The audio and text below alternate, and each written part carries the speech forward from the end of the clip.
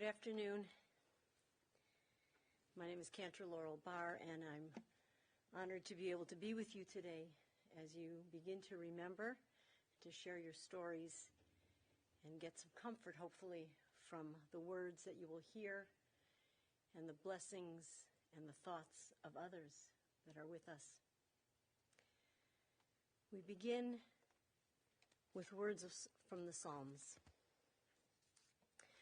I lift my voice when all is dark. Into God's hands I place my heart. Biyado of kiruchi, I'm not afraid, Adonai li. I lift my eyes when all is night. When I need help, I seek God's light. Lo echsar Adonai roi, I'm not afraid, Adonai li. Biyado of kiruchi, I'm not afraid, Adonai li. The 23rd Psalm. God is my shepherd, I shall not want. He maketh me to lie down in green pastures. He leadeth me beside the still waters. He restoreth my soul. He guideth me in straight paths for his name's sake. Yea, though I walk through the valley of the shadow of death, I will fear no evil, for thou art with me. Thy rod and thy staff, they comfort me. Thou preparest a table before me in the presence of mine enemies. Thou hast anointed my head with oil, my cup runneth over. Surely goodness and mercy shall follow me all the days of my life, and I shall dwell in the house of the Lord forever.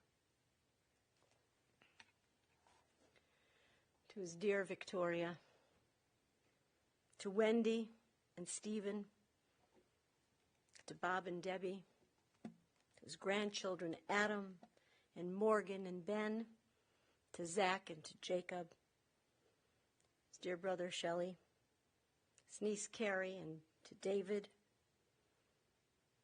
and to all of you that are here in the chapel, and dear friends and family that are joining us today remotely. While this family is overwhelmed by grief today, I am certain that they are also overwhelmed by all the love and all the caring that all of you have shown them in these past few days since Alan's passing. Our tradition teaches us that the soul of our loved ones continue to elevate closer to God when we recall them, when we speak of them, and when we share our memories with this family. I know that they greatly appreciate all your calls and your messages, and will continue to be comforted by your words, your memories, and your thoughts in these days and weeks and months ahead as they grieve, up until when they can meet with you in person this summer, as you all celebrate Alan's life together with this community. There really are no adequate words in which to try to mitigate this pain or to console the inconsolable. It is hard for us to believe that Alan's life has ended so suddenly. That is why we have come together in deepest anguish and acknowledge that words are often of little help. At times like this, questions naturally arise for us, questions that trouble us, but to which we despair of ever finding satisfying answers. We ask, what is death? Why are the people whom we love taken from us? And we wonder, why does one person live a very long and full life and another die before their time? However, even as we ask, we know that these questions, to which there are no answers, are not solvable by us. They were not meant for people to answer. We can only affirm that the life of an individual has had a deep and lasting impression on us, leaving us with memories of years shared, moments that shaped our lives, experiences that have enabled us to view the world with a different perspective. And so we turn to our rabbinic sages to help us understand and comfort us as we journey through this difficult time of grief. The ageless book of Kohelet, Ecclesiastes, makes a very curious statement, which reads, "The day of one's death is greater than the day of one's birth." This statement naturally puzzled the rabbis as they wondered, how could the day of one's death be better than the day of their birth? And one rabbi explained the verse with this analogy. Imagine, he said, 2 ships laden with merchandise, one coming into port and the other going out. However, the people standing on the dock cheered only for the ship that was coming into port. A puzzled spectator asked, "Tell me, why do you cheer the ship coming into port, but not the ship that is going out to sea?" He replied, "We are cheering the ship that is coming into port, for we know that it went out in peace, and that now has returned to port in peace. However, the ship that is now beginning its voyage, who can tell what her fate will be?" The rabbi continued, "And so it is with a person. When a person is born and begins his life's journey, we do not know what sort of life he will live and the nature of his deeds. However, when he has finished his life's journey, it is apparent to all what his life and his deeds were like." And what better way to recall Alan's life voyage than to have those closest to him, his family, his loved ones, share their personal memories. So at this time, I'd like to invite Wendy to begin with her personal memories of her father.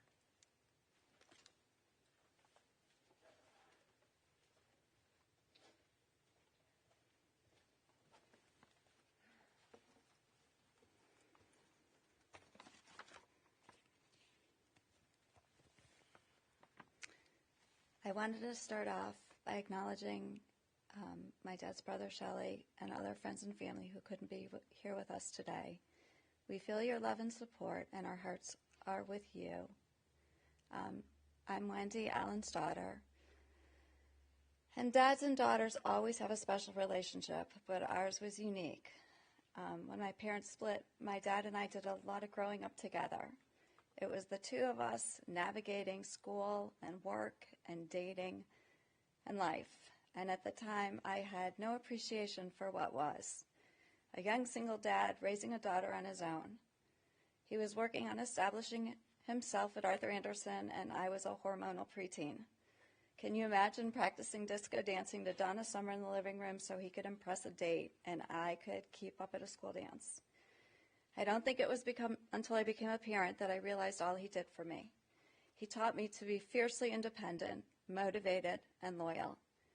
I can still hear him saying, "Here's your rope, just don't hang yourself," which if you ever met my dad was just one of his many cliches. His smile was always the first thing people notice. Then you'd see that little twinkle in his eye. He was so quick-witted. When I was ready to go to college, I really wanted to go to Michigan. And his response was, I could go to school anywhere I wanted, but his check was going to Miami. He used to say we were like Pete and repeat. And I suppose to a certain extent that's true. I followed in his footsteps, became a CPA, worked for a national accounting firm, but he also taught me the importance of giving back to my community, both Jewish and non-Jewish. He was a fantastic role model, and not just to me. He mentored and advised so many, both in business and personally. His professional successes were many, and if you'd ask him for his recipe, his response would be either, "I'd rather be lucky than good,"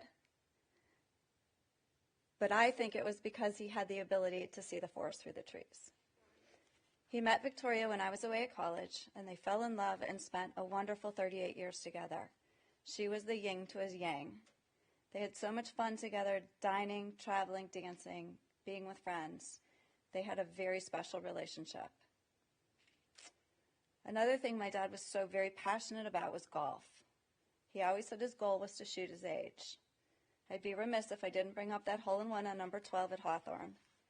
And many of his closest friends were the guys he played golf with, and many of them have been his friends for as long as I can remember.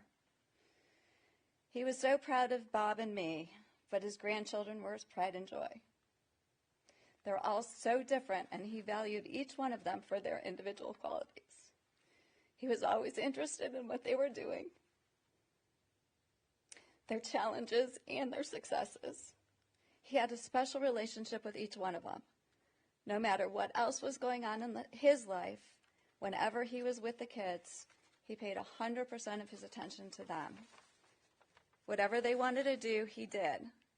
Roller coasters at Cedar Point, playing the grown-up game, which was roulette for the rest of us. It didn't matter to him. He only wanted them to be happy.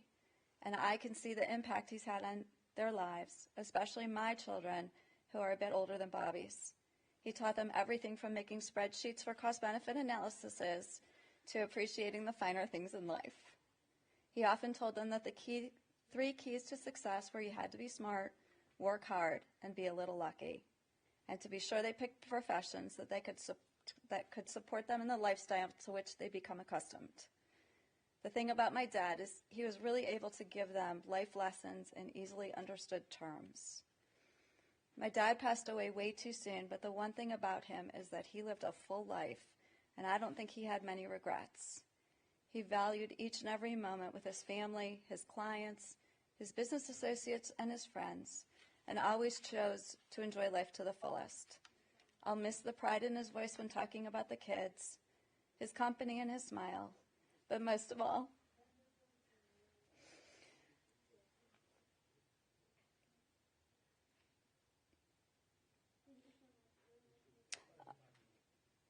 I'll miss having him as a sounding board and his sage advice. My father was one of the most important people in my life, and I am heartbroken he's no longer here.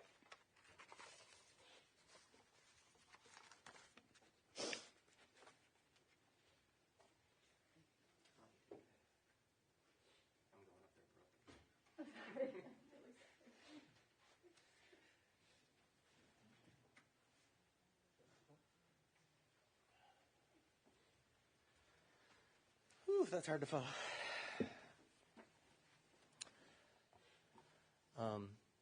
Hi, everyone. Obviously, everyone in this room I know. But for those of you that don't know me, I'm Bobby, as Dad called me. I'm Wendy's brother. I am Shelley's nephew. I'm Vicky's stepson. I'm husband to Debbie. I'm uncle to Adam and Morgan and Ben. And I'm father to Alan's grandchildren, Zachary and Jacob. When Dad died, one of the first things we have to do is plan this service. And we were deciding who was going to speak. And it was obviously Wendy was going to speak. But I wasn't as sure or confident. There were 2 reasons for that. One is, I didn't grow up with Dad, and my life experience with Dad is much different. Wendy knew all of Dad's friends. She was a CPA. She knew all of his work friends. She knew what he did when he went to work. She would go to the club with him. She knew his club friends, his golf friends. Wendy was a much bigger part, or at least a more connected part of Dad's life, and she was more connected to everyone here. I was also really struggling with the fact that I'm angry. I'm angry that Dad left us.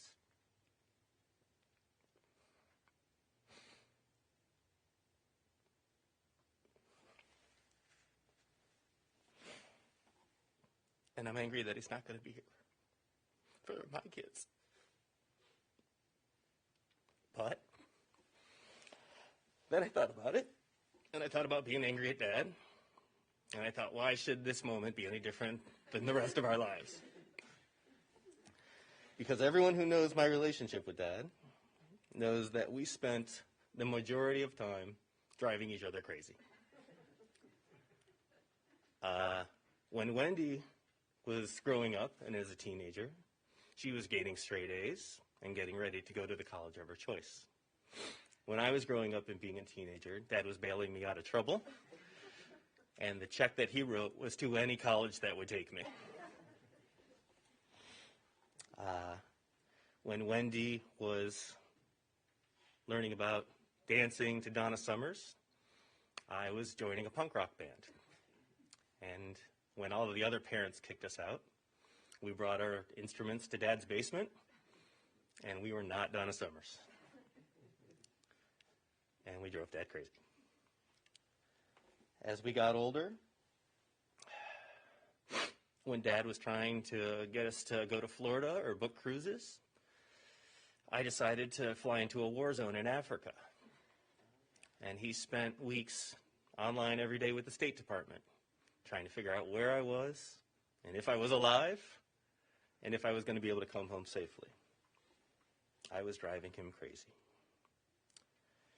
In the early years, it was just me living my own life independently of my dad that drove him crazy.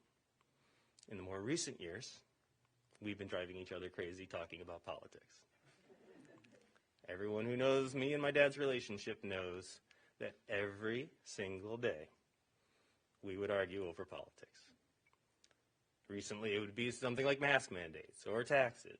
Back in the day, we would argue about what the definition of is. This has been going on for 30 years.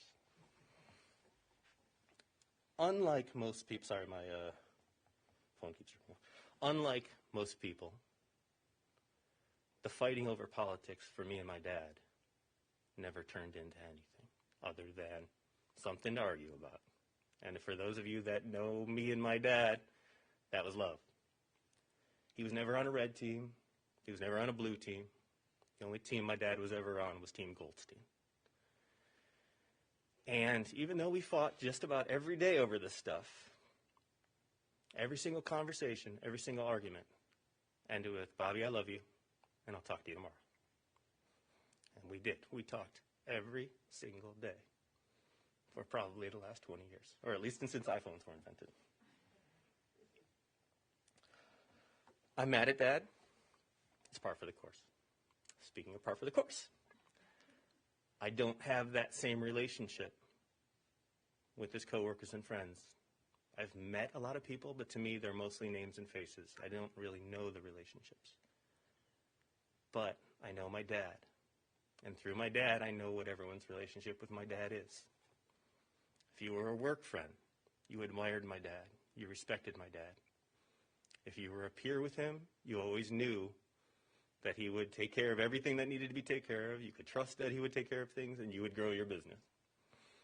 If you were younger than my dad, his door was always open to you. You knew he would be a mentor, and he would do everything he could as long as you worked hard and tried to help you succeed, both in your career and in life. If you were just a friend of my dad, someone who lived in Beechwood or someone who lived in Florida, you loved my dad dearly for his loyalty and for how fun he was. And you knew he was someone you could laugh with and have a drink with and just be around a wonderful person. You felt like you were an exclusive club, and you felt better about yourself for having my dad in your life. And of course, if you were a golf friend of Dad, you loved the fact that you knew you were with someone who was going to be fiercely competitive, but always happy afterwards to go to the 19th hole and have a drink. You may have gotten to travel with my dad to all of the various courses all over the world, and you'll have those stories for the rest of your life. And it was the golf for you people, but it was also the time spent together. The number one thing, though, that I'm struggling with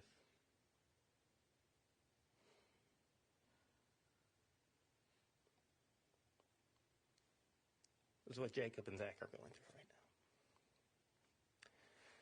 now. And I just want you to know, you were the light of Grandpa's life. I won't go into every little story and every little detail, but Zachary, your grandfather was so proud of you for persevering through 6th and 7th grade and not quitting when you set a goal for yourself in 6th grade and it didn't work out. and for fighting and working and achieving your life's goal. And quite frankly, he used to say to me all the time, you know, it doesn't matter long after his basketball days are over whether or not he continues to play basketball, but the fact that you fought so hard to achieve your life's goal and make that team that you're on will live with you long after your basketball days end. Jacob, I skipped this part about, by the way, how proud that he is of both of you about your school and your grades and how smart you are and how funny you are. Yeah, I'm sticking to sports. Jacob, I've never seen your grandpa prouder than when he was visiting us this July and he got to go to one of your baseball games. And not only did you pitch 2 innings and strike out 5 people, and not only did you make that great catch in the outfield, but he got to see you hit that home run over the fence, and he got to see you round those bases and your teammates mob you at home plate. And I look over at Grandpa, and seriously, it's the happiest I've ever seen him in my entire life. You guys brought him so much joy, and you meant so much to him.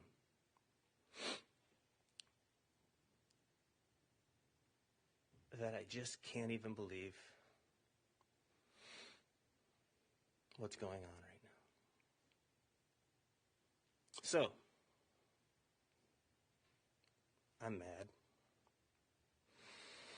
I'm mad that he's gone. But just because he's gone doesn't mean I'm not going to continue talking to him for the rest of my life. So, Dad, I love you, and I'll talk to you tomorrow.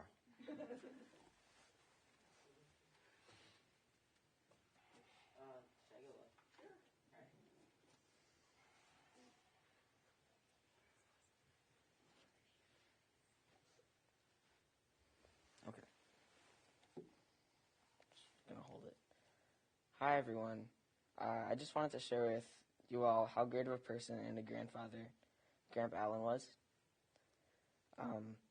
Grandpa was such a good grandfather because of the way he showed his love for us, all of his grandchildren. Grandpa always made sure his grandchildren knew that he loved them.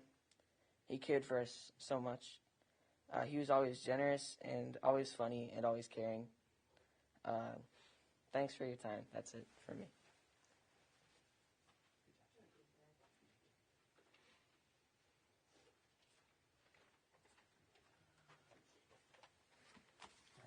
Hi, everybody. I'm Adam. I'm the oldest grandchild, and I'm going to talk on behalf of all the grandchildren. So, well, many of you know our Grandpa Allen as an excellent TPA or a leader in the community. I think he is also a really, as everyone said, proud and devoted grandfather. For my life, and I know for my siblings and for Zach and Jacob too, going to visit Grandpa inevitably meant being introduced to all of his friends, being bragged about, discussing our report cards, our sports accomplishments in excruciating detail, going and doing whatever we wanted to make us happy. Grandpa was singularly devoted to that cause, even when it meant, he, Bobby, and I going to Cedar Point, as my mom alluded to, waiting in line for Top Thrill Dragster for 3 hours, and then deciding I was too afraid to ride on it.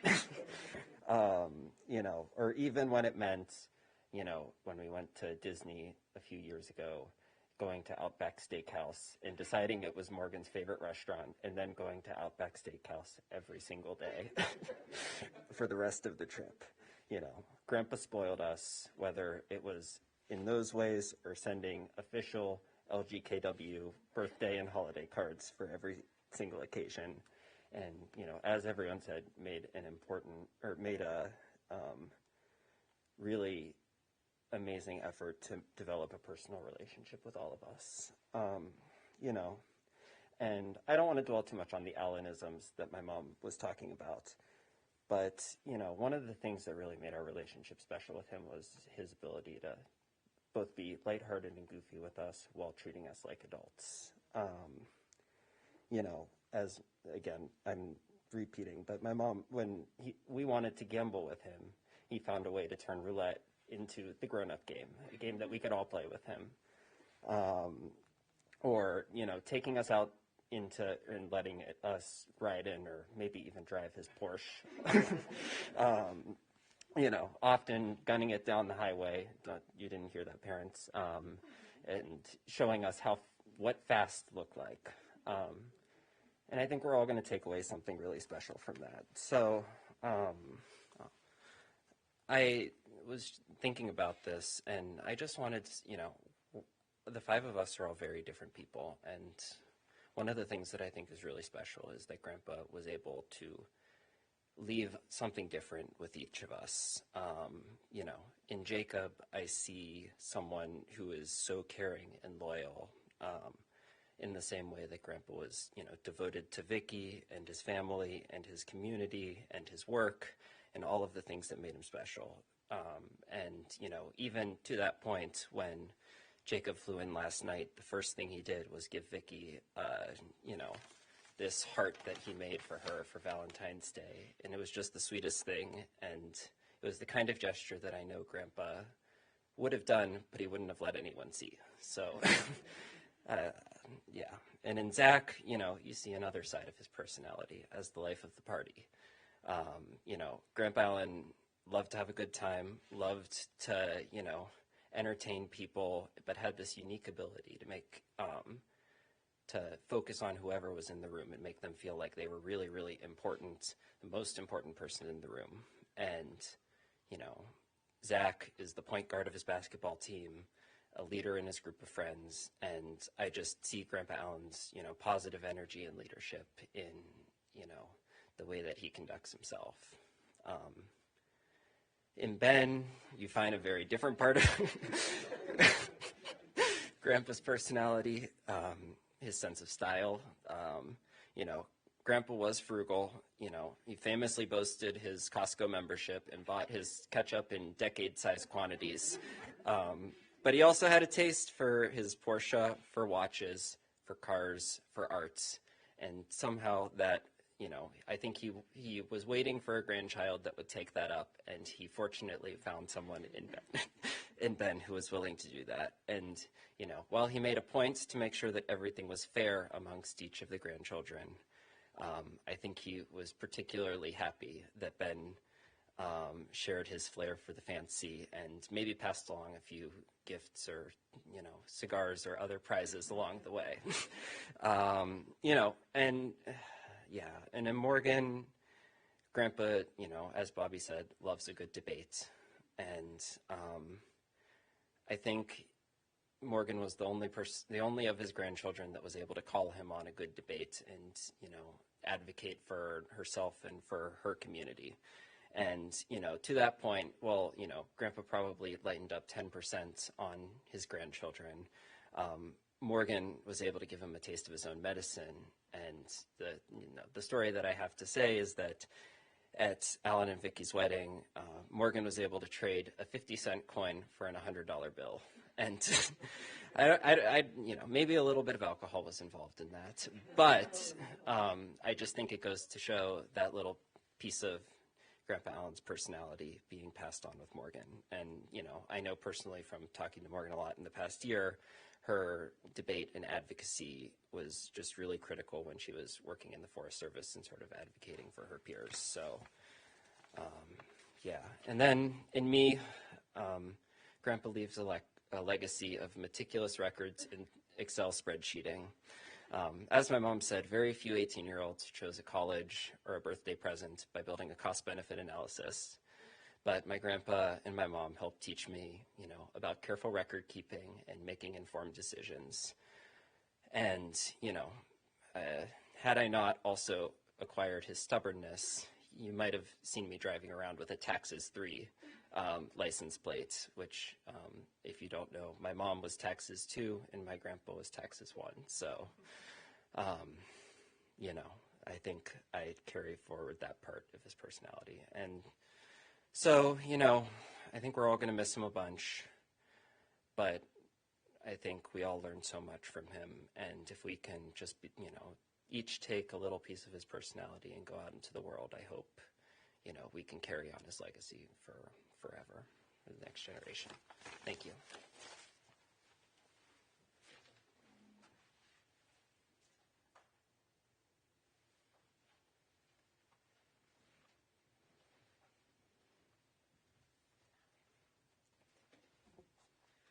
Thank you for your incredible stories, your thoughts. I was smiling so hard under my mask, it hurt. But I understand that grandparent thing. It's something special. And I heard that you did a lot of betting. And when you lost the bet, he paid. And when you won the bet, he paid. He paid. I like that. Alan Goldstine was born in Toledo, Ohio, son of Dorothy and Martin. He lived in Cleveland and graduated from John Carroll University and began a very successful career, as you mentioned, as a CPA with Arthur Andersen and other national firms. But he ultimately founded his own firm, specializing in tax and small business practices for over 40 years totally. He was committed to philanthropy and tikkun olam, taking care of this world and sustaining it.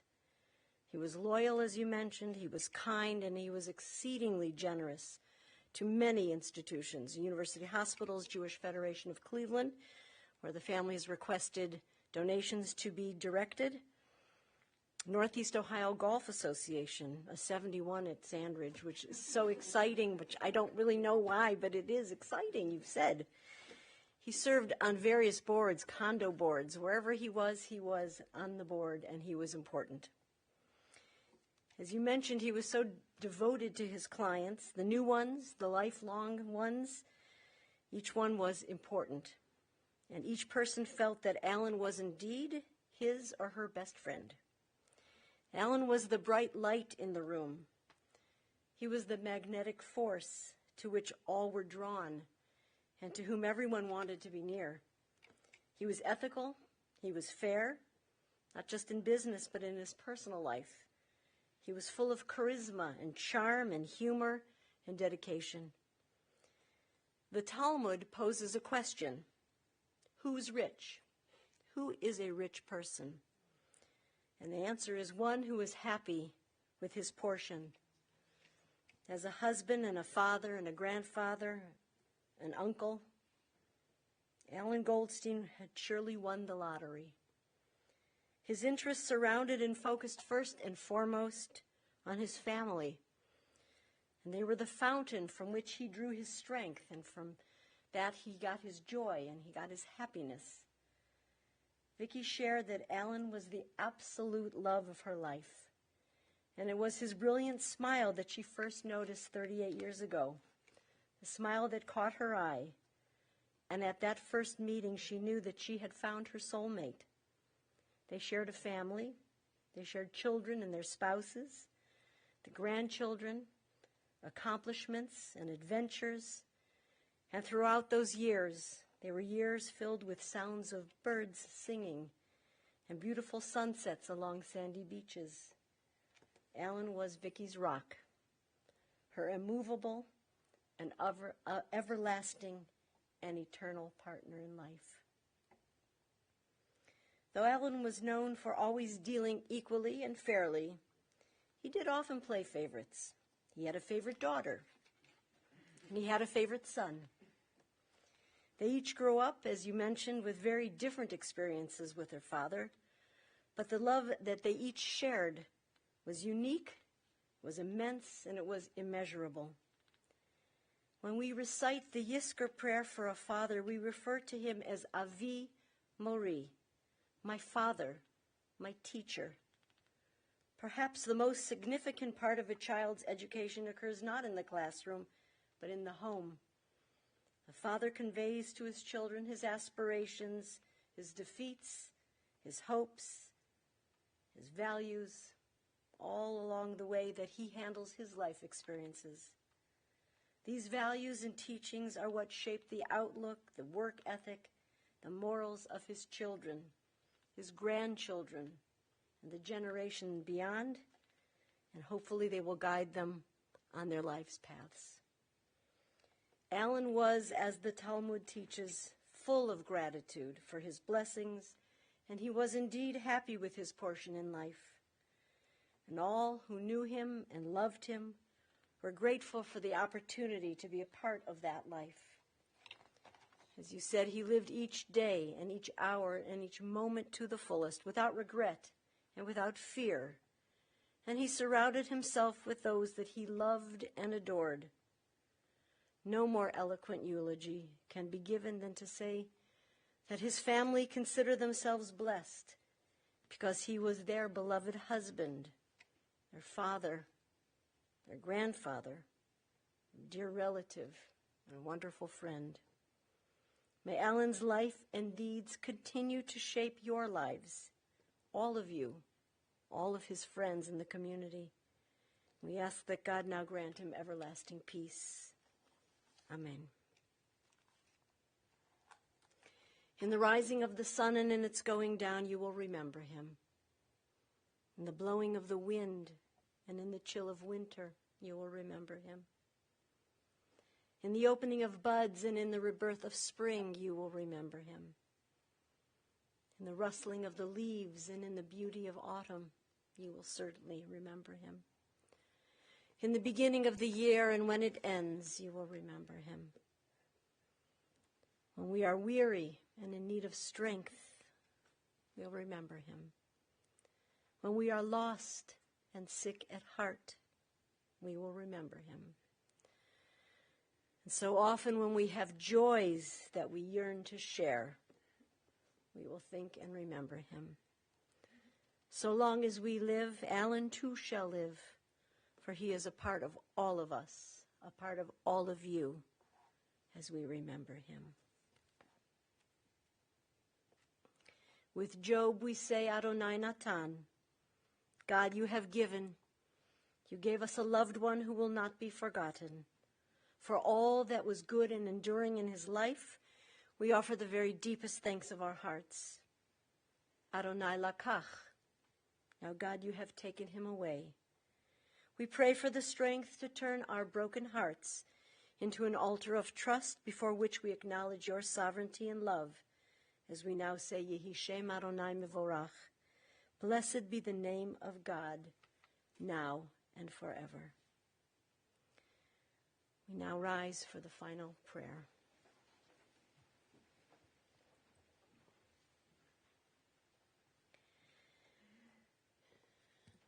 El Malerachamim, Shochen Bamromim, Hametzeh Menucha Nechona, Tachat Kanfei Shechina, Im Kedoshim Utehorim, Kezohar Harakia Maziri, Et Nishmat Elia Moshe, שהלך לעולמו. בעל הרחמים, יסתירהו בסתר כנפיו לעולמים. ויצרור בצרור החיים את נשמתו, אדוני הוא נחלתו. וינוח בשלום על משכבו. V'nomar Amen. Compassionate God, eternal Spirit of the universe, grant perfect rest in your sheltering presence to Alan Goldstine, the son of Dorothy and Martin, who has entered eternity. O God of mercy, let him find refuge in the shadow of your wings, and let his soul be bound up in the bond of everlasting life. God is his inheritance. May he rest in peace. And let us all say, Amen. Lech ki shilachacha Adonai. Alan, go your way, for God has called you. Lech v'Adonai yeh imach. Go your way, Alan, and may God be with you.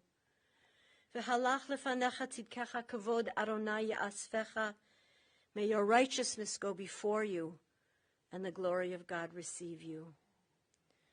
We conclude the service with the hallowed words of Kaddish, the mourner's Kaddish, which does not mention death at all, It merely reminds us that even in our greatest pain, when our hearts are the most broken, that God is the force that guides us and helps us and comforts us as we move forward in life.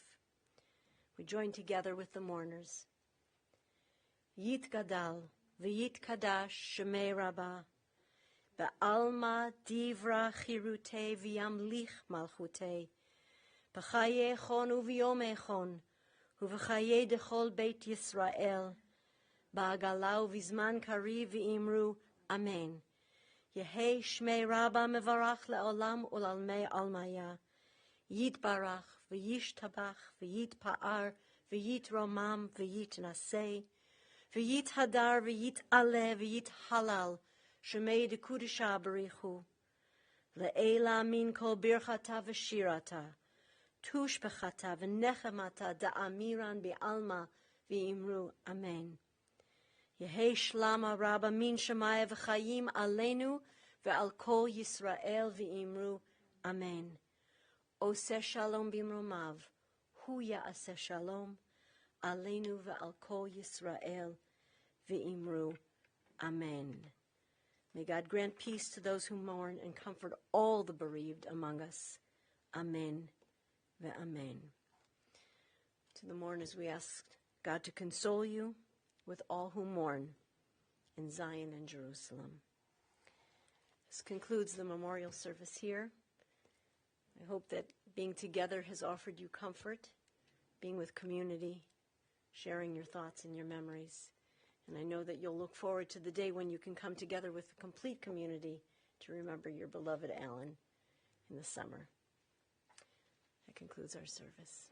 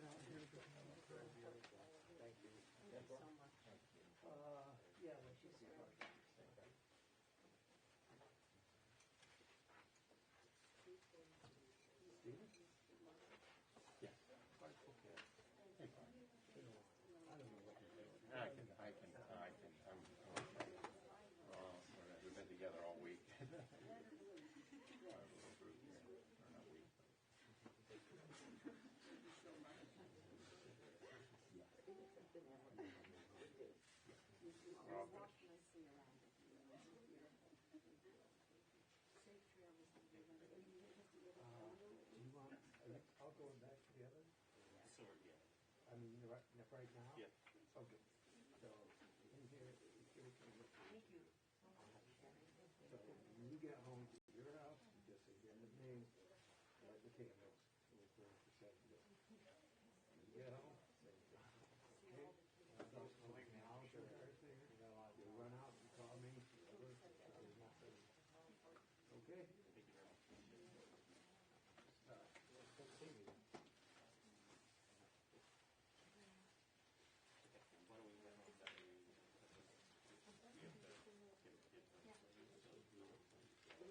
You can exit from the rear if you want.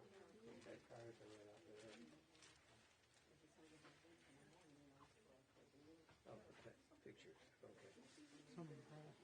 You're taking the pictures? Okay. You're in charge of the pictures. Is this everything? Yes, those are the 2 pictures.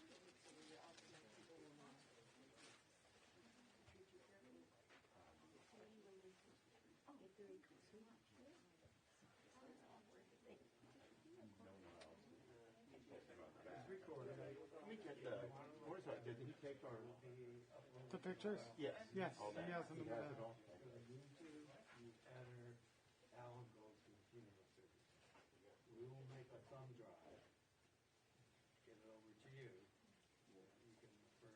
copy it and get it to you, okay? Well, otherwise, it's up in YouTube forever and ever. Okay. Are they recording? Yeah.